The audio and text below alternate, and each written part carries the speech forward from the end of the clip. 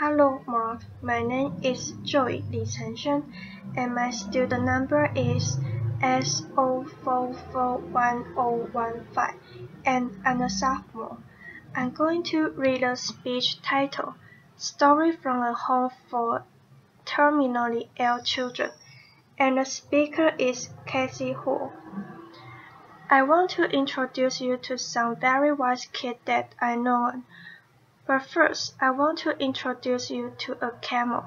This is Cassie, a therapy camel visiting one of our young patients in her room, which is pretty magical. A friend of mine raises camel and his ranch in the Santa Cruz Mountain.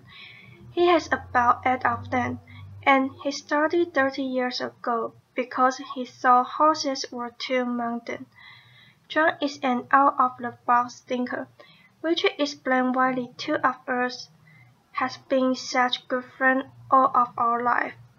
Over the years, I convinced him to shuttle the sweet furry beast out to hang out with our sick kid from time to time. Talking to John, I was surprised to learn that camels have an average life expectancy of 40 to 50 years.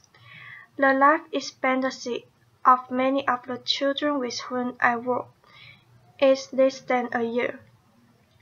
This is a picture of George Mack Children's House, the first pediatric palliative respite care center to open in the United States. I founded it in 2004 after years of working as a psychologist on pediatric intensive care unit. Frustrated with the undignified death that so many children experience and their families have to endure. As I sat with families whose children were at the end of their life, I was actually aware of our surroundings. While the elevator train rumbled overhead on its track, quite literally the room reverberated with each passing train car. The lights on the road were fluorescent and too bright. Monitor beeped as did the elevator, noisily announcing its arrival. His family was experiencing some of the most excruciating moments of their life, and so I wanted them to have a more peaceful place in which to sit and let goodbye to their young daughter or son.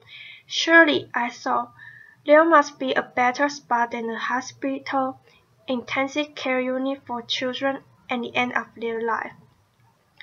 Our children's house is calm and nurturing.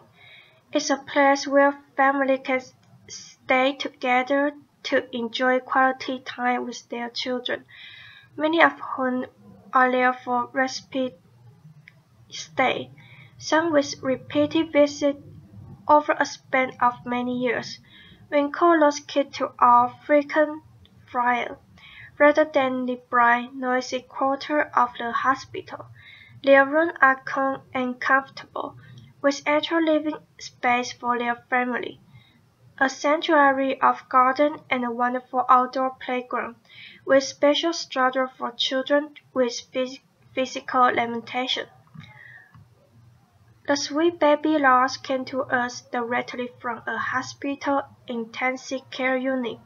Imagine hearing the heartbreaking news that none of us would ever want to hear. His parents had been told that Lars had a brain anomaly that would keep him from ever swallowing, walking, talking, or developing mentally. Recognizing what little chance he had for survival, his parents chose to focus on the quality of time that was spent together. They moved into one of our family apartments and treasured each day that they had, which were far too few. Lars' life was brief, to be sure, mere weeks, but it was calm and comfortable. He went on hikes with with his parents, the time that he spent in the pool with our aquatic therapist. Listen the seizure he was experiencing and help him to sleep at night. His family had a peaceful place in which to both celebrate his life and mourn his death. It has been 5 years since Lars was with us, and in that time, his family was welcomed a daughter and another son. They are such a powerful testament to the positive outcome that specialized children's hospice care can create. Their baby's physical discomfort was well managed, giving all of them the gift of the time to be together in a beautiful place. I'm going to talk to you now about the elephant rather than the camel in the room. Very few people want to talk about death, and even fewer about children's death. Loss of our children, especially for those of us who have our own children, is frightening, more than frightening, paralyzing, debilitating, impossible. But what I learned is this: children don't stop dying just because being the adult can comprehend the injustice of losing them. And what's more, if we can be brave enough to face the possibility of death, even among the most innocent, we gain an unparalleled kind of wisdom. Take Crystal, for example. She was one of the first to come for care after we opened our doors. She was 9 when she arrived, and her neurologist expected that she might live another 2 weeks. She had an inoperable brain tumor, and her decline had really accelerated in a week before he came to us. After setting into her room, dressed entirely in pink and lavender, surrounded by the Hello Kitty accessory that she loved, she spent the next several days winning over the heart of every staff member.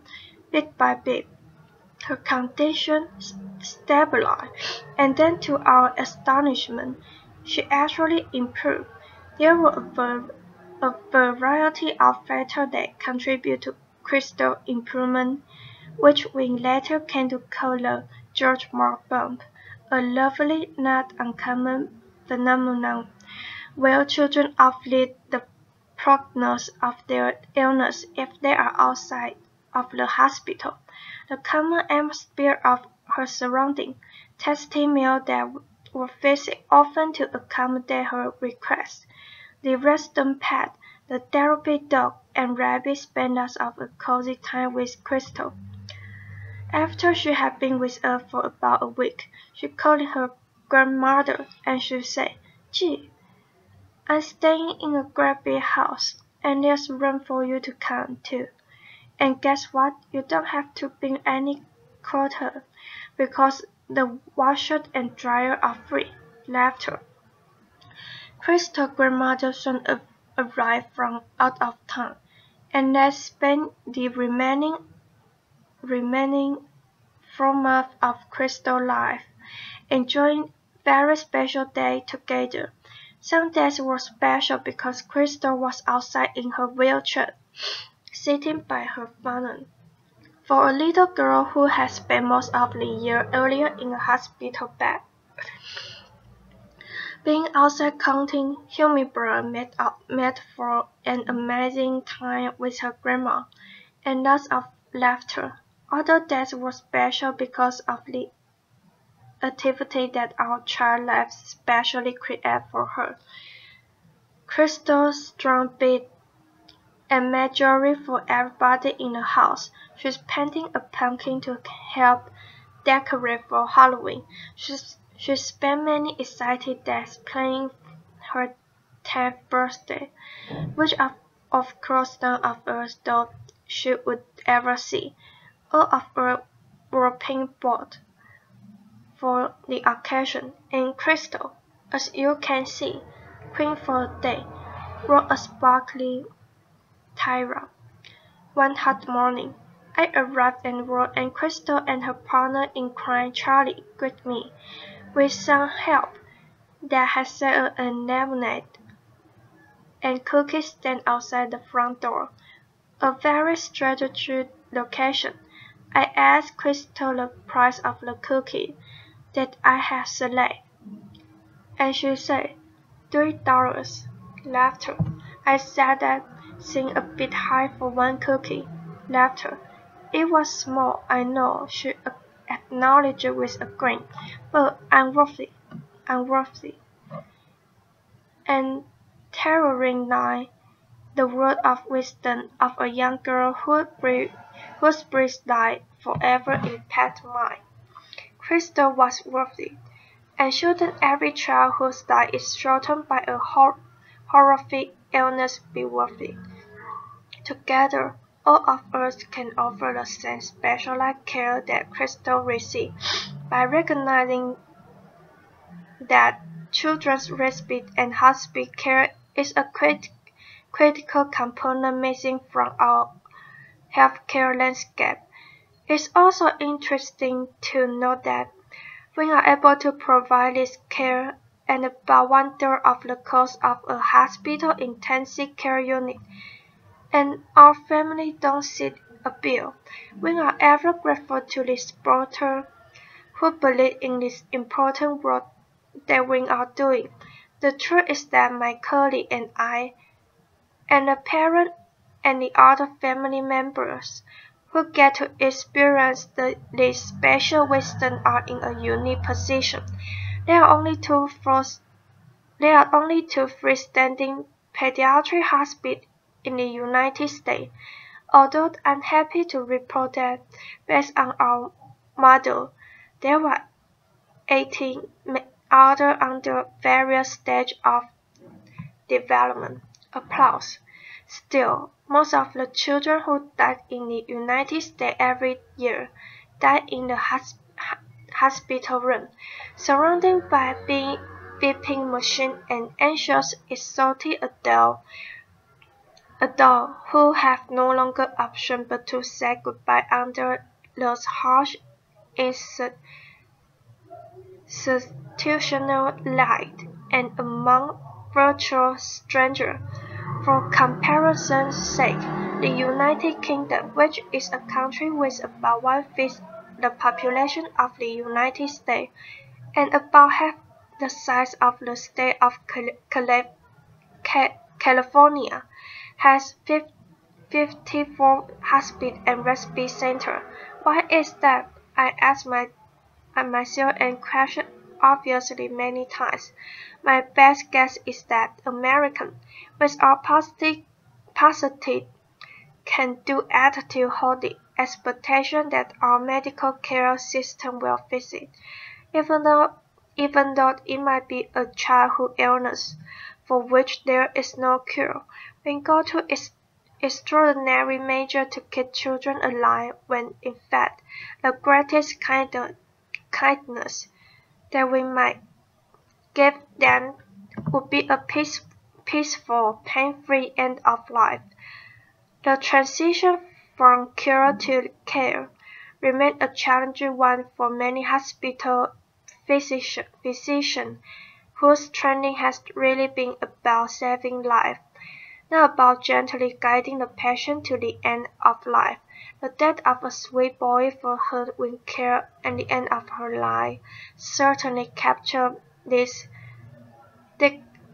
dichotomy when he reflected that there are a lot of people who help you bring an infant into the world, but very few to help you usher a baby out. So what is the magic ingredient in George Mark? The complex medical diagnosis that bring our children patients to us mean that their life has often been restricted some to a hospital bed for long periods of time, others to wheelchair, still others to intensive courses of chemotherapy or rehab. We made a practice of ignoring those limitations. Our default answer is yes, and our default question is why not? That's why we took a young baby who wasn't going to live for another baseball season to Game 5 of the World Series. That's why we have a talent show put on by the staff and kept for family and friends. Who wouldn't be enchanted by a young boy playing a piano piece with his feet because his arms are atrophied? That's why we have a prom every year.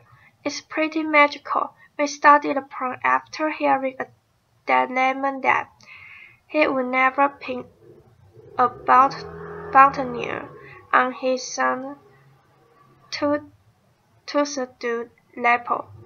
The week before the dance, the house is in a flurry, and I don't know who's more excited, the star or the kid. Laughter.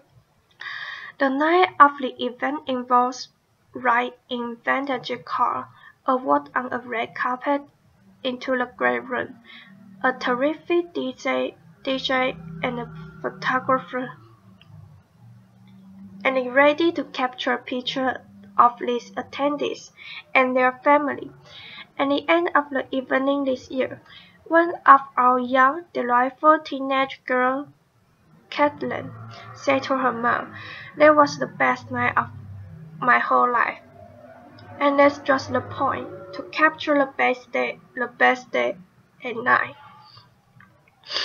To abolish lamentation, to have your default answer to be yes, and your default question to be why not. Ultimately, life is too short. Whether we live to be 85 years or just 8, trust me, better yet, trust Sam. It's not by pretending that death doesn't exist that we keep the people, especially the little people that we love, sad. In the end, we can't control how long any of us live. What can we control is how we spend our days, the space we create, the meaning and joy that we make. We cannot change the outcome, but we can change the journey. Isn't it time to recognize that children deserve nothing less than our most uncompromising bravery and our widest imagination? Thank you. Applause.